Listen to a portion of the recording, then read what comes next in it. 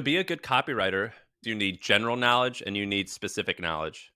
So specific knowledge on a product to know how it works, but then you just have to like be an interesting person who consumes and lots of information and learns because you can use all of that information to create good hooks.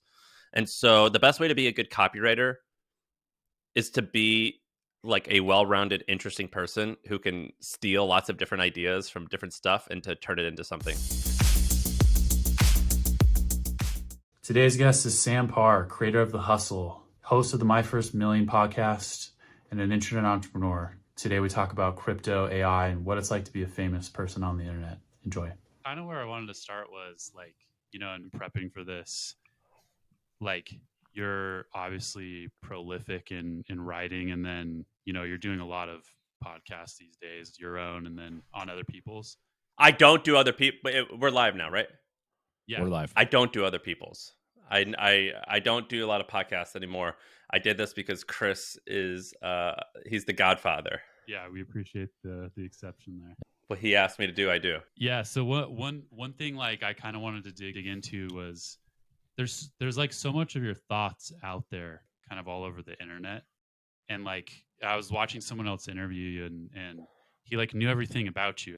Like what is that like to kind of have like so much of your thought out there and have people kind of like pick it apart and like sort of, make judgments about you when they don't really know you? It's not that big a deal. I think that the times it becomes a little uncomfortable is when like I'm out in public and I'm very like it's cool that people recognize us now, my wife and I, and that happens every day. And when they say like, "Oh, you mentioned this one thing on the pod," they'll be like, "Yeah, because I know you love this type of coffee. I just got it for you," or something like that. And I'm like, I don't really like this. Maybe like I mentioned one time I was trying like there's just a lot of times where I've learned I have to be really careful with my words. You'll say something and you're like half-hearted saying it, but people take it seriously. So that it's really important that so I try not to use like certain terms. So for example, you'll notice that oftentimes I'll say like, you should almost never do this one thing. And I always use the word almost, or I'll always say in most cases, this is true because I want to give myself an easy out. So I've learned to like use certain language like that. I get a little nervous about guru worship because like I'm just figuring this out just like everyone else is. And I change my mind a lot. And so I'll say one thing and then I'll change my opinion and people will get mad at me. I'm like, dude, like I learned new stuff. My opinions change. I'm sorry that you took that so seriously. And I actually built a couple of my companies based off of other people's interviews. And then like I told them about that and they're like, oh, really? I was like, don't even remember fucking saying that. I don't even know if that's true. And I was like, well, I just built my whole company based on what you said. And so like I try to be really careful with certain things like that. Who are those people, just out of curiosity? There's this guy named Ben Lear. He started this company called Thrillist. Like when I was starting my newsletter business, newsletters weren't really popular and he was the only one. And I would like read an interview where he said he charged like this much money for advertising space. So I would just go and charge that much money. I did that a lot with him. Who else? I copied tons of people. One of my really great friends is this guy named Dave Nemitz. He started Bleacher Report. And when I was starting my company, he would like just make comments to me via text and I would just accept them as like, this is the law and this is the Bible. I'm just going to do it. And he kind of did the same thing where he was like, dude, I was just like on the toilet talking to you on text, just brainstorming out loud. And I was like, well, I just made this entire decision based on what you said. So he helped me a lot. I find that kind of like a tricky balance, like being a startup founder. Obviously, you kind of have to chart your own path because that's kind of like where the arbitrage is most likely going to be. But then like finding who to kind of listen to and when to listen to them and making sense of like, making that judgment call, I think is, at least for me, one of the hardest parts of trying to do something new. Yeah. Well, early on, my dad gave me the piece of advice. He goes, the hardest part of this thing that you're going to do is figuring out whose advice to listen to. So I would try, whenever I like get inspired by people, I try to go and read about their background to figure out, is that actually someone I want to become or not? And that helps a lot. When you're sort of like doing that reading, like what are you looking for? If they're a good family person, if they actually like are in shape both mentally and physically. Because I remember when I was younger, I wanted to like raise all this venture capital and build this huge shit. And then I got to know a bunch of these people at like, because we used to host these conferences and we had 200 plus speakers come to all these conferences. Yep. And I would be backstage with these people that are amazing. They're definitely amazing. But I would talk to them and I'm like, oh man, you're exhausted and you look bloated. Like you like, I don't want to trade places with you, even though like on paper, you're this amazing person and you are amazing, but like, I don't want that life.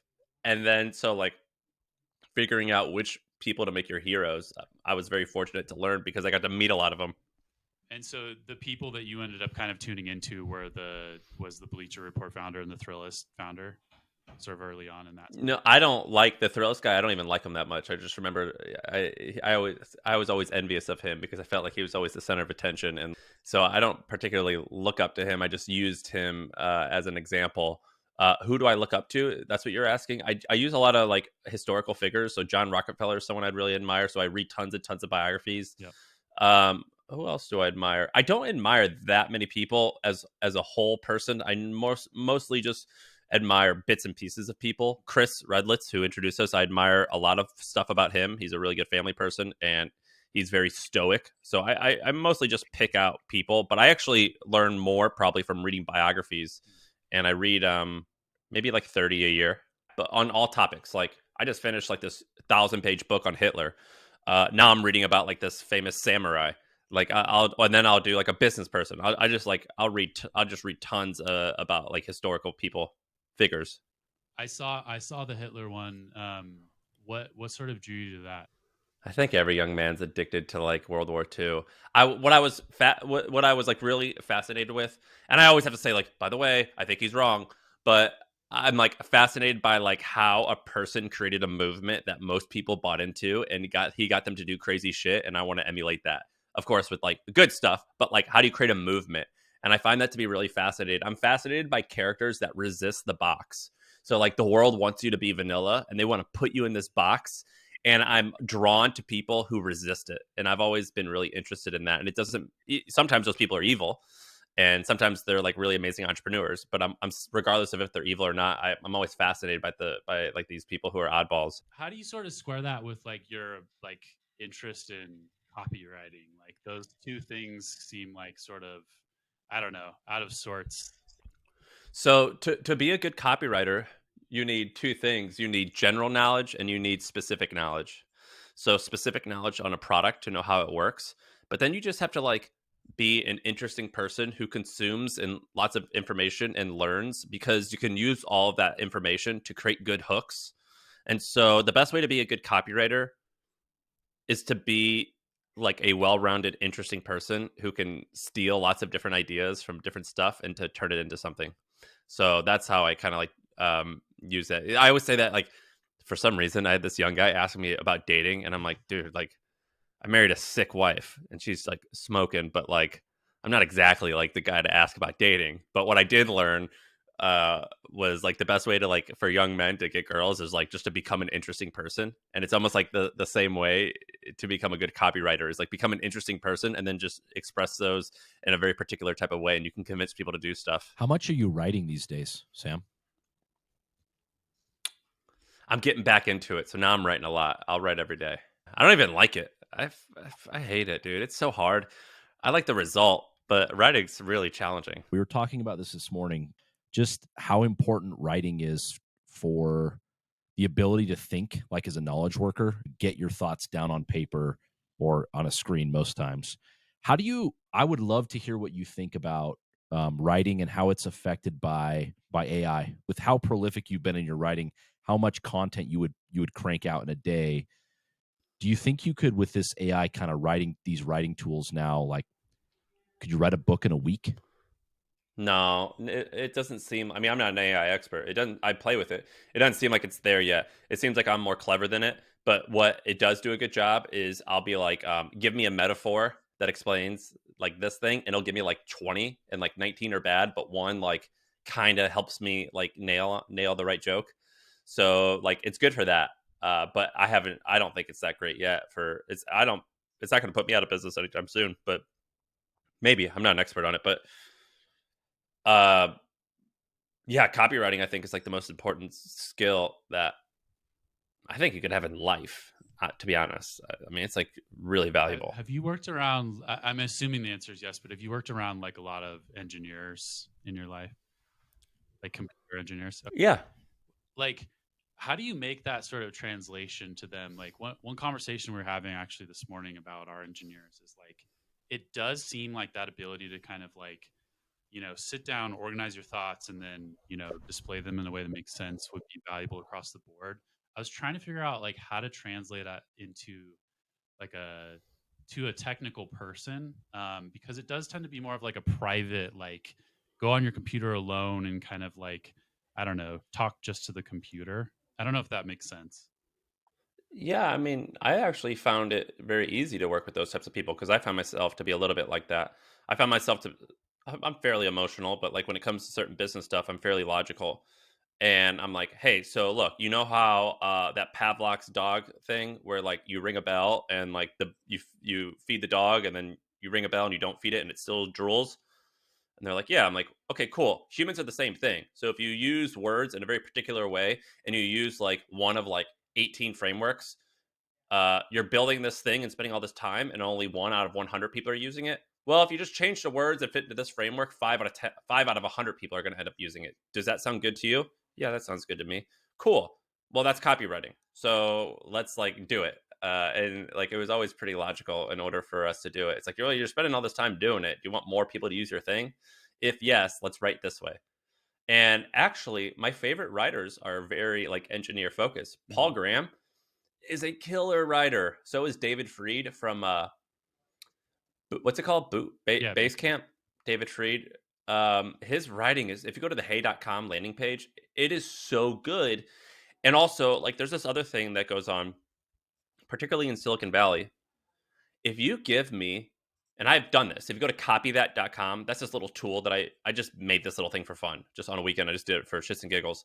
The sales page is just white with text on it. That is all it is, and it converts traffic at a 4% conversion rate. If you go to Silicon Valley, the stereotype is they're going to give you this like flat design that has all these colors and does this and that and this.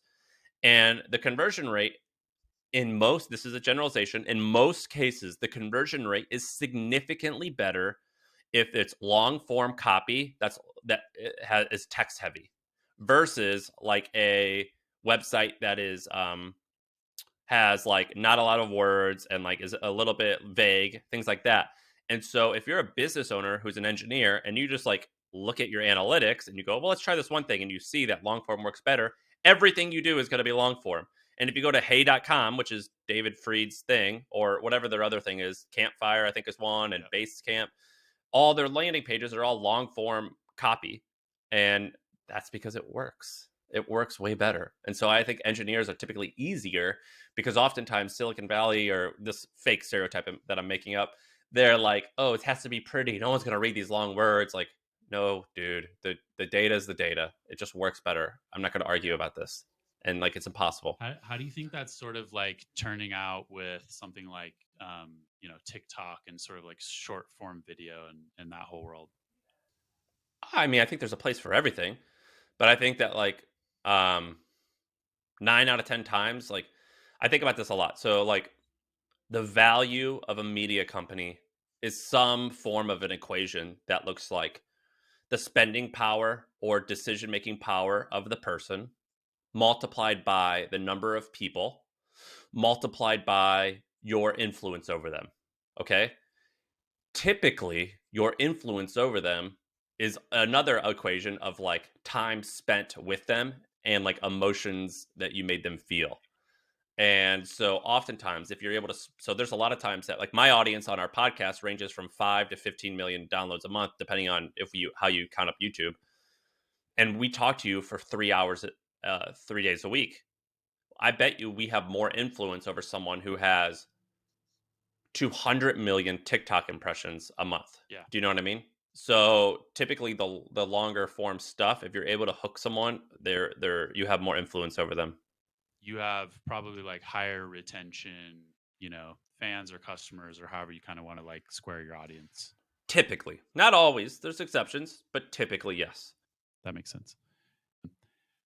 So like kind of like tuning into this a little bit, like one theme that you and Sean talked about recently was sort of this like idea of building empires on top of Twitter. Um, I thought it was kind of interesting because like there really aren't people that have attempted to do that. And I think, for obvious reasons, there's not really like the same amount of financial incentive on Twitter and things like that. It's happening though. Dude, I've got a bunch of friends that make millions and millions of dollars a year only on Twitter. And is this like Sahil and then sort of like that group of folks? And more that you don't even know that you know of, but I don't Sure. want to rat them out. But I can name at least 10 people that make at least $2 million on Twitter. I don't know if I know anyone that makes over 5 million, but I do know a bunch that are in the 2 to 3 range. And would you describe the playbook as like, tweet threads and like then eventually selling like a course or some kind of like service, or what's the transaction? You could do that. I mean, that's one way. Another way is people own agencies. So all random types of agencies, and they'll own a part of it, and they'll just use their Twitter as customer acquisition. Some people, like Sean, started a media company, the Milk Road, that he sold for millions of dollars. So you could sell information, you could sell media and monetize via advertising. You could sell paid communities. Uh, I already mentioned I know 3 to 4 people that own like half of a agency. Neil Patel. Do you guys know Neil Patel? He owns the agency. I think it's just called Neil Patel Digital (NPD). And he partnered with someone to be the CEO, and Neil owned a blog that people were searching for to find like SEO tactics. And when they got to his website, he said, "Great, I do this service for you, by the way. You're here learning about it, just have me do it." His agency does like 130 million a year in revenue now. Do you think that like some of the tooling has to change, or like, do they have to have a creator program, or like, do you think would just happen no matter what? I'm thinking like Mr. Beast scale, like sort of the next level. Yeah, so that needs to happen. So I think I forget what I said in that segment, but I had a pretty good argument, and I believe the specifics were Twitter doesn't have the best image, video, and audio setup, and typically video and audio, some kind of type of combination, are the best for convincing people to like you. It's a bit hard sometimes for writing. It also doesn't have the scale, so there's only I think 350 million users on Twitter versus the other things they have way more. So that it needs to get a bit bigger. What else does it need to do? It needs to get a little bit better with linking out. And Elon just made a really horrible decision the other day that actually makes that harder. But yeah, some of the mechanics definitely need to change a little bit. Like in your mind, do you find kind of like I don't know, the Elon outrage to be, ridiculous, or are you sort of like somewhere in the middle? Like, where do you fall on all that? I think he's kind of lame. I think that like I I acknowledge that he's brilliant. I acknowledge that he's one of a kind. I acknowledge that in most cases I would bet all my money that he's going to fucking crush it. I think he's a I don't think he's unethical. I just think he's a fucking dork. Like, dude, if you're the richest guy in the world, I don't think you can punch down. Like one time he called a politician's head, he said he looks like a penis. And I'm like, dude, come on. That's not even funny. Like you're above that shit. Or like he made a joke about 420, and I'm like, oh my god, that's so lame. Like, what are you doing? And so sometimes the stuff I think he does is pretty tacky and cringy. And so I wish he would chill. I think that when you're the man, you can you when you're number one, you can't do shit that the number two and below people do. And he's the man. And I think that when he was up and coming and he was doing stuff like that, it was kind of funny. But then once he became like the best, I was like, bro, come on, man. Like you're the man. You gotta chill. You could show a little compassion sometimes, and you don't always have to be controversial. I also felt that it was pretty stupid that he would make these like people's pension is in Tesla. It's like, man, like I get it. You want to like cause a shitstorm sometimes because you are like, I have to take the good with the bad. You're this creative, brilliant person. With that comes like quirkiness. I'll accept that. But like, just don't be rude so much, or don't tweet like funding secured at 420.69, because this hurts like some old lady who's got like her teacher retirement like in your stock. So sometimes I wish he would chill a little bit, but I respect the hell out of him. I think he's amazing. I think that he might blow it with Twitter. That's my prediction. I don't want him to, but I think he will. What it seems like to me with a lot of these guys actually is that they grow up in a certain way, and I'm making a generalization here, but it's like you grow up as the stereotypical nerd and you kind of get picked on, and they think that they're still that person. And it's like, bro, you like you just said, like you're the richest man in the You're winning. world. Yeah. You won. Yeah. I wish he would chill a little. I find him to be a bit lame and a bit cringe and tacky. I hear you. Who who in Silicon Valley, like, do you feel, like gets it, or sort of like are people that you look up to there? Or is that like not even sort of the scene that you're paying attention to? No, I lived there for 10 years almost. I will say I lived in San Francisco for 8 years maybe. I think it's amazing. There was like such a group of like weirdo nerds, and I just thought it was like magical. Um, who do I think gets it? Um, Brian Chesky, the CEO of Airbnb. I think that guy's like the greatest CEO there is.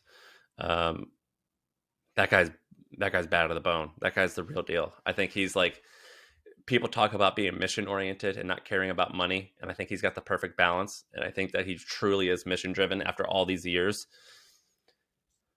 Seeing how Elon has gone crazy and it's just like a Yeah. troll, it makes me appreciate Zuckerberg. I'm like, dude, how did you pull this off when you're 20 years old and you've basically have had no controversy? Like you've not like cheated on anyone, you've never made an inappropriate comment. Like you've made decisions that not everyone liked, but I wouldn't call you inappropriate or a loose cannon. And you've been focused this entire time. That guy's a machine, man. That guy's a real machine. So I would bet on him 9 out of 10 times. Can I just double click on Mark for a second? So I think your hatred of crypto is pretty well documented. I wouldn't say I hate crypto. I just think that Web3 is really, really dumb. Yeah. So it is interesting. Like, I think Mark's making the craziest bet in the history of business, at least financially speaking. I think he might be wrong, but he's so smart that maybe he's right. What do you think about the metaverse, though? Dude, I think it's super lame.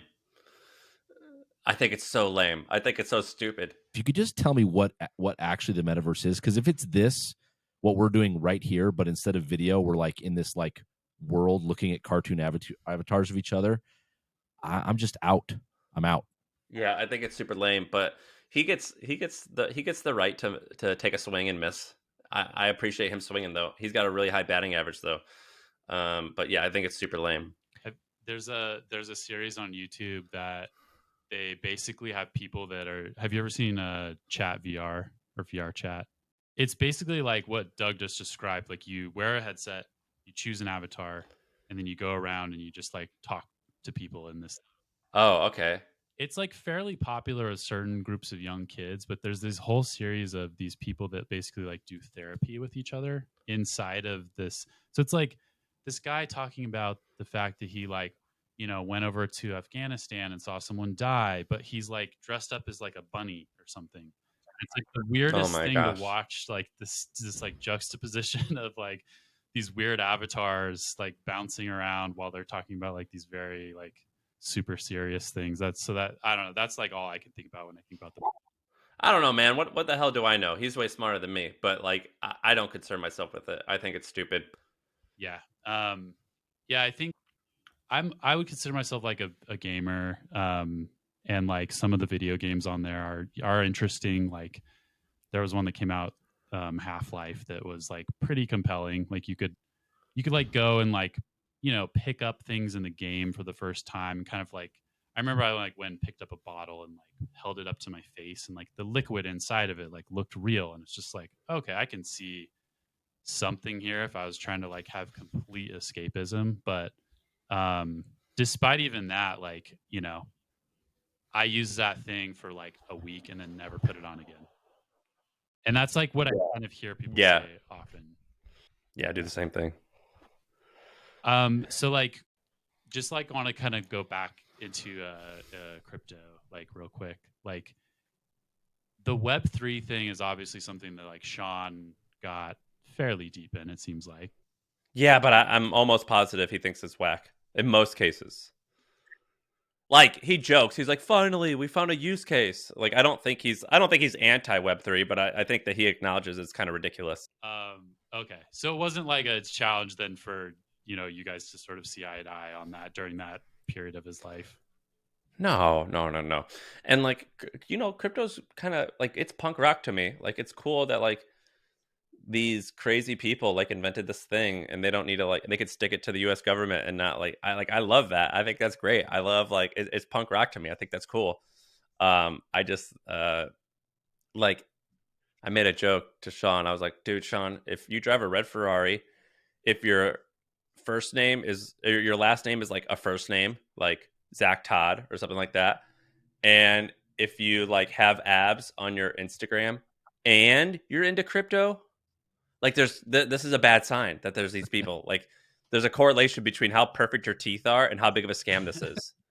And like I'm like beginning not to trust this thing, and so I don't like a lot of the actors or like the bad actors, but no, and I own it. Did you hear about how I got into it? So I went to this party in 2012. I was living in San Francisco. Maybe it was 2013 or 14, I forget. And I was like flirting with this girl and she was into it. And then this guy comes in and it was a costume party and he was shirtless and he was charming, man. There was like he walked in and he was tall. He was like 6'1", he was kind of skinny, but he had like really nice hair and like even I was like, "Oh, this guy looks like a fun dude." Like my gaze was drawn towards him and this girl totally it was like I was like, "Shit, I lost her. This guy's got her." And they start talking and eventually she leaves with him and I was like, I don't blame her. This guy had charisma. And I talked to him a little bit, but I find out like 2 or 3 weeks later, I friend him on Facebook, and I just like get to know him via Facebook. That's about it. And I find out later that I get home on like a Tuesday, and they're like, "Hey, this the founder of Silk Road was just Oh, arrested down the street, like 5 doors from my house." At this library, I lived in this neighborhood called Glen Park, right next to this library, and I remember like my neighbors talking about it. I was like, "Really?" And I go and Google it, and I'm like, "Oh shit, that's Ross. That's the guy I knew, the guy who like took the girl." And they're like, "Yeah, he lived in Glen Park, which is my neighborhood," and they're like, "He just got arrested today." And the next day, I go and tell Billy. Billy was my coworker. I go, "Billy, dude, check this out. There's this thing called Bitcoin. And do you remember Silk Road where everyone buys Adderall? This guy I knew started it." And Billy, his last name was Draper. And Billy goes, "Dude, my dad," and his dad is Tim oh Draper, yeah. the billionaire. He goes, "My dad says that he's a big fan of Bitcoin. He says like it's really interesting and like he's a huge fan of it." And Billy Draper's dad, Tim Draper, goes on to buy Ross's crypto out of auction at the government for like $20 million at whatever it was at the time. And I was like, "Well, Billy's dad is really smart. He says it's cool. Let me like figure out what this thing is." And I went and bought a bunch of it when it was right when Ross got arrested. The day he got arrested, I don't remember what year it was, but I think it was 13. And that's how I got into it. Interesting. So then did you like hold on to it long term? Yeah, dude, I've never sold anything. I've never sold a stock or a bit of Wow. crypto. I don't. I'm almost positive I never sold. I've sold one thing. I bought some of this AMC stuff. I don't buy individual stocks. I bought it as like part of the podcast. I was like, let's just like let me learn and figure out what's going on here. And I sold, and I bought $100 and I sold it for 120. Nothing. But that's the only thing I've ever really sold. Did Sean get you to buy any NFTs? My wife bought one because she was like, I want to learn about the technology. So we bought one for $1,000 or $2,000, and that's it. Really, just one? She bought one just because she wanted to learn about the tech. Because she was interested in the tech. For some reason, I thought in the middle of your story that this Ross guy was going to be Vitalik Buterin, like that it was going to. I was like, he's the way he's talking about this guy doesn't quite add up to me, but maybe there's something here. Do you know what No, Ross looks like? Google Ross Ulbricht. He is like a dreamy looking dude. That's one of the reasons why I think people love him and they say like free Ross. Like he's like a really good looking guy. Look up like oh Silk yeah, Road founder and like yeah, look that at pictures of totally him. ties. I'm looking at him now. Yeah, he's got like long, like Yeah. shaggy surfer hair. He's like very handsome, and he has this like idyllic, like he has these like in his book, he had these like crazy ideals about how he wants to like have this free society, and like I think he was mostly wrong, but like it was still like romantic and like attractive. And so I'm like, dude, I get why people like want to free him so badly. He's very charming. That is a great story. It's crazy. I got all these pictures of him. So I deleted the pictures on Facebook, but I took up screenshots of all of them because I was like, dude, when I get older, like this guy's kind of like Al Capone a little bit. Like I'll show pictures of me and Al Capone, and I'll show them to my kids. I mean, it's kind of cool. It's like a cool little thing. And dude, that's why San Francisco it's a fun place to be. Like stuff like that happens all the time. When did you move away? I lived in Tennessee from 2008 to 2012, and then I cold emailed Brian Chesky, the CEO Yep. of Airbnb, and I was like, "Hey, hire me." And I like explained all these reasons why he should. And he was like, do you live in the Bay Area?" I was like, "Yeah, I do." And I didn't even know what the Bay Area was. I didn't even know, like I'd never been west. Grew up in Missouri. I'd never been west of Missouri. And he's like, "Cool, come see me Monday." So I had to Google like, what's the Bay Area? And so I bought a flight and I flew out there. He interviewed me. He offered me a job. I went back to Tennessee. I left school. I sold all my stuff. A week later, I moved on out there to join him at Airbnb as like their, I don't remember, 100 to 300th employee. And the day before I was supposed to start, they called me and they go, "We take your job back. You lied on your resume. We caught you." And so I was like living out there, like with nothing. And that's when I started my first my second internet company. Interesting. And that was like the conference that you kind of started putting together.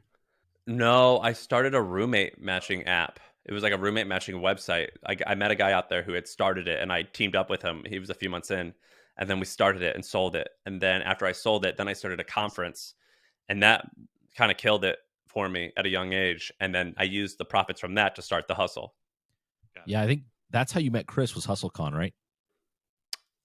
I cold emailed them because in San Francisco, there's not a lot of like media people. And like, I just Googled like angel investors, media, San Francisco, Crunchbase, and his name popped up. And I cold emailed them and I just went to his office and we became friends.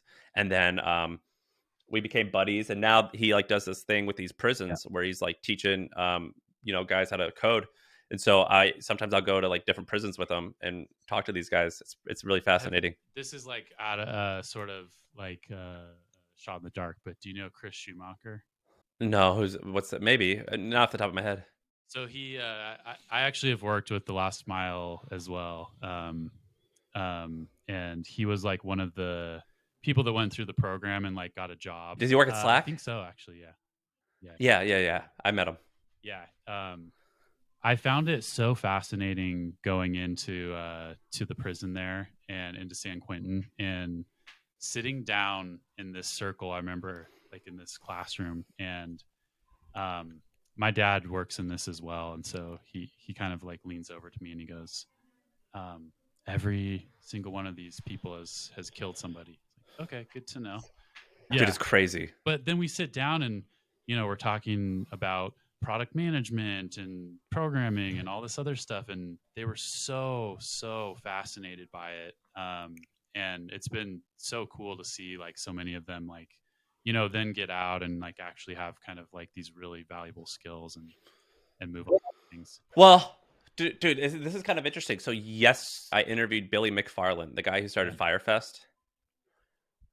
And I got like 300 comments or something like that of people saying like, "This is ridiculous. I can't believe you're giving this guy this platform."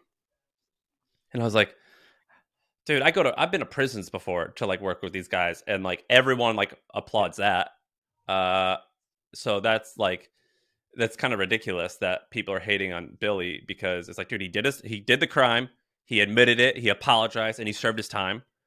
And I was shocked at like the hate that this guy still had. And I was like, The Hustle has written stories about murderers, legit murderers that we met through the Last Mile. And when you murder someone so basically this guy, Chris Redlitz, he is our friend. He runs this thing called the Last Mile where they teach you how to program. And then once you get out of prison, you hopefully can get a job at eBay or something. And the point being, it's two-sided. One, like if you think that it's right for them to have a job, then great, you're happy. Really, it's like it's good for society that people don't go back to prison, which means they don't commit crime. So it doesn't matter if you hate or love these guys. It's like good for the world that like they learn this skill so they don't go back. So that's like his thing.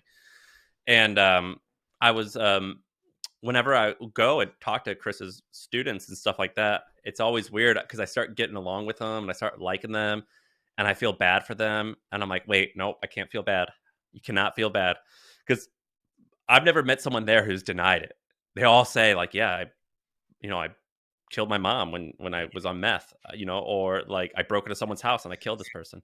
So like they don't hide it, and so it's kind of a mind fuck going with these guys because you start liking them, and I think it's fine to like them, and I think it's fine to forgive them, but you don't. I'll feel sorry for them, and I'm like, nope, I can't feel sorry. That's where the line is. Yeah, and so it's really hard. It's hard to be around those guys, but it's really cool. Yeah, there's something interesting about someone that has been through that and what they find out about themselves and then what that kind of brings out of like a conversation.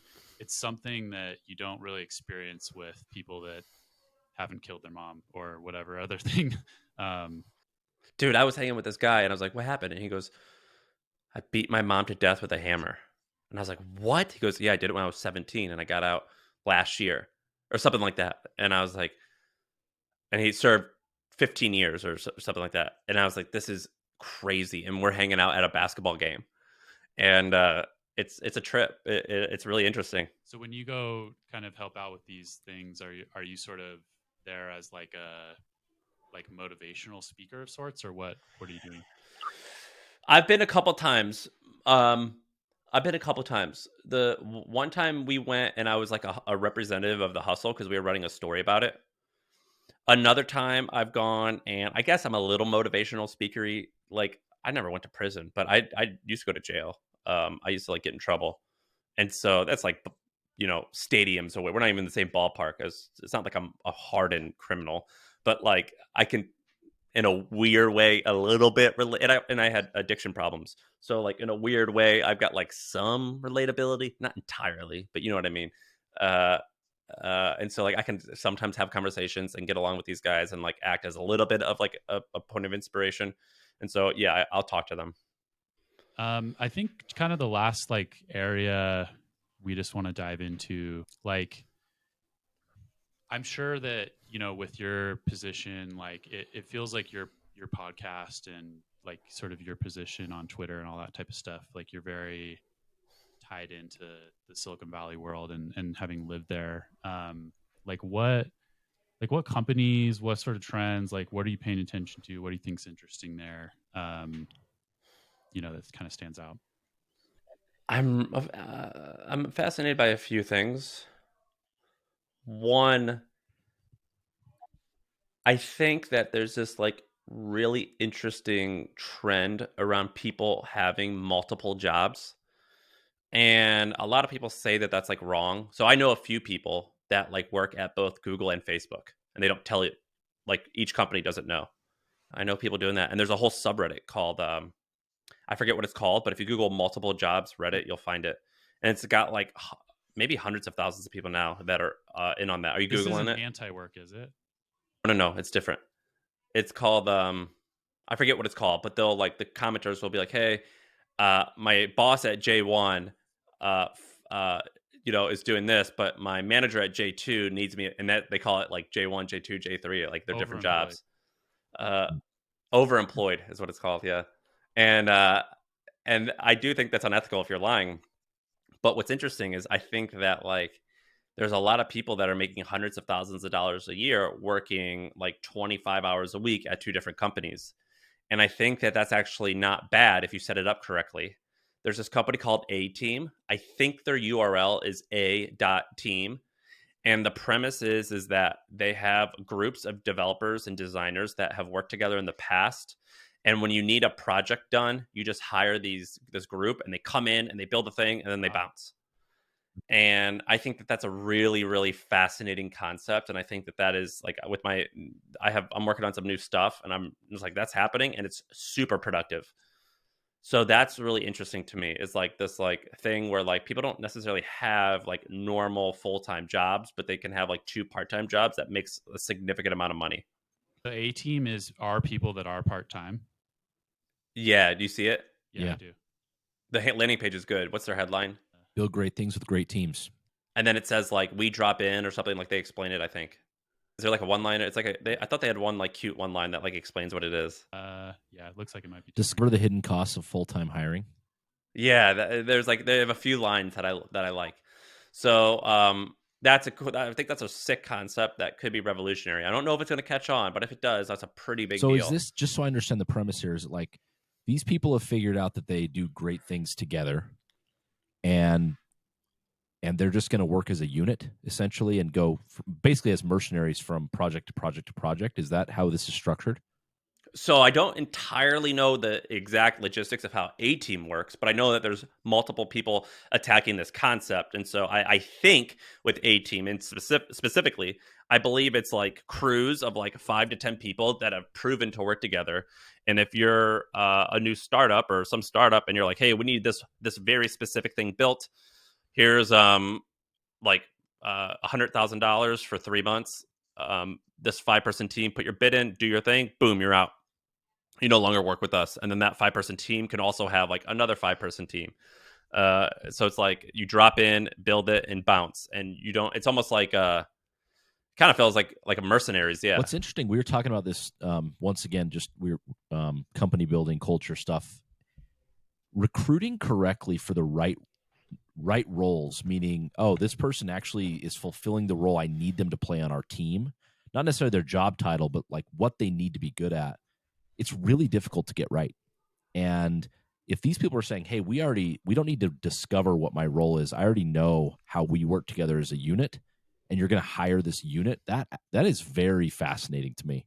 Well, it's also cool that there's a beginning, a middle, and an end. Like I actually didn't entirely mind firing people. To me, firing people was like exercising. Like I would be like, oh, I don't want to do this. I don't want to do this. But whenever I get done doing it, I'm like, all right, that was awesome. Like that needed to get done. I'm so thankful it's over. And but like I hated doing it. And so there was times where I had people who I hired them to do this one thing, and boom, we did it. And like, okay, we don't actually need that anymore. And I'll be like, well, okay, come on, you can go and work on this other thing. Or I would say like, let's launch this other thing so you can work on it. And that was actually bad for the business. I was only doing it because I was too like I either liked them or I felt bad firing them or something like that. And it's kind of more convenient to have like just a set ending time with certain positions. Yeah, it's almost like if you were a sports team, you could hire like a whole bench unit, like kind of have them all come in and just know how to kind of like operate while the starters rest and not have to like worry about the logistics of it. Yeah, it's cool. It's like, well, just get us to the playoffs and then we'll take care of it. And like so I've kind of like that. I've hired a couple people to work for me, and I wanted to do a test where I've only communicated with them via text messages. I've never spoken to these people. And I was like, let's see how that works. I don't like talking on the phone. And I could get to know someone via text. Like I feel like I know a lot of people who I just text predominantly. And I think that's like an interesting trend. You have done this, or you're thinking of doing it? I do it now. I've been Really? doing it for 6 or 12 months. Yeah. So like what are you finding? Dude, I was inspired by Silk Road. When I read that book, I was like, this guy has this team of 5 or 6 people, and he built a multi-billion-dollar company, and they just chat via like Krusty Bear. Like they have these like stupid nicknames, and like you feel like you know them. And I've got friends like that too. I've got like I get tons of friends who we mostly talk via text. I've never met them, and I feel like they're my best friends. And I was like, let's hire people like that. So I've done it. Interesting. How are the results so far? Sick. A lot of them suck, but when you find a winner, it's the greatest thing ever because I'm like, I barely have to talk to you, and like it just gets And done. probably And easier to fire the bad ones over text than having to do it in person and things like that anyway. Totally. And I tweeted about this, and people are like, oh, you don't care about people? I'm like, no, dude, it's not that I care about people. I just don't care about everyone. Yeah. And like, this person doesn't need to care about me either. And that's great. We just like, there's an exchange of value. I give you money, you give me this service, and you can explain your opinion sometimes. And maybe we can bounce ideas back. But like, this transactional relationship is like, this is great. This is like, I don't need to like fall in love with my taxi driver. Like, let's just get to where we need to go, and I'll give you money. Like, and that in some jobs can be like It's that. interesting because one of the things I hate about like company building is like, oh, we're a family. It's like, no, we're not. We're not a family. We're more like a platoon. It's like, I want to make sure that when I'm shooting, you're behind me, like, shooting as well, that you've got my back. This is a very impersonal way of kind of attacking that cultural thing where it's like, no, we're going to just agree up front that this is an exchange of value, and it can be what it is. We don't have to make it more than that. Yeah, I love that. And then similarly, conversely, because of if that trend is going to happen, I think another trend that's really interesting is I think online communities. So when I was younger and I was like on the internet, I was on the internet at a fairly young age, and I was into internet culture, and you're kind of like a weirdo. And like I would read all these like message boards and forums, and I was like so into it. And then Facebook came along, and that kind of made some of those forums obsolete. I actually think that there's going to be a lot of really sick communities that are online communities that are incredibly niche, that have like crazy loyal followings and can be huge companies. You just got to own an NFT to be in it. Ugh. Ugh. That's actually one of the few use cases of NFTs that I'm like, that's kind of interesting. Like you could sell your membership. That's kind of cool. That's like one of the few, but I don't think it's necessary. But it is. That's actually one of the very few things that I think is about NFTs that's interesting. But I think a lot of like really niche communities are sick. If you go on Facebook, you can type in pretty much anything, and you'll find like a really interesting niche community. Like, do you guys know what overlanding is? No. Mm-mm. It's like people who drive 4x4 like SUVs, like overland, like in the middle of Australia, and like camp in their car. And like I'm part of overland communities, and I don't even overland, but I think it's sick. Or like there's a community for people who like Porsches that have off-road tires, which I love. And then like if you have some weird genetic disease that like only 10,000 people are, there's probably a community with like 3,000 of them in Facebook. And I just think that it's really cool, all these niche communities. And I actually think that those types of opportunities are gonna get bigger and are gonna become pretty big businesses. Do you think it's going to happen on Facebook?